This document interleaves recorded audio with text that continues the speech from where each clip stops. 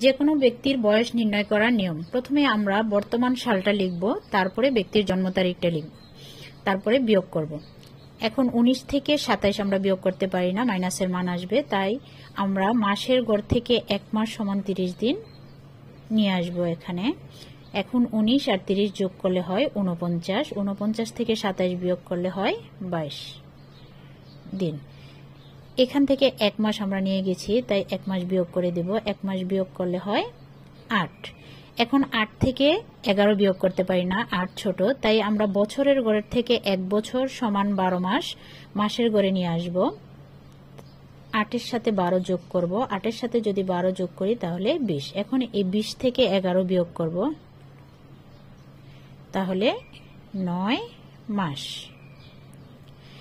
এখন এখান থেকে আমরা 1 বছর মাসের গড়ে নিয়ে গেছি, তাই 1 বছর বিয়োগ করে দেব। 1 বছর যদি বিয়োগ করি তাহলে হয় 2020। এখন 2020 থেকে 1997 বিয়োগ করব। 7 আছে 10 হবে, 3 হলে হাতে আছে 1, 9 আর 1 10, 10 আছে 12 হবে, 2 হলে হাতে আছে 1, 9 আর 1 10, 10 10 মিলে গেছে, বাম দিকে শূন্য বসে না, হাতে আছে 1, 1 1 2, 2 2 মিলে গেছে, বাম দিকে শূন্য বসে না, তাই হলো 23 বছর। তাহলে ওই ব্যক্তির বয়স 23 বছর 9 মাস 22 দিন।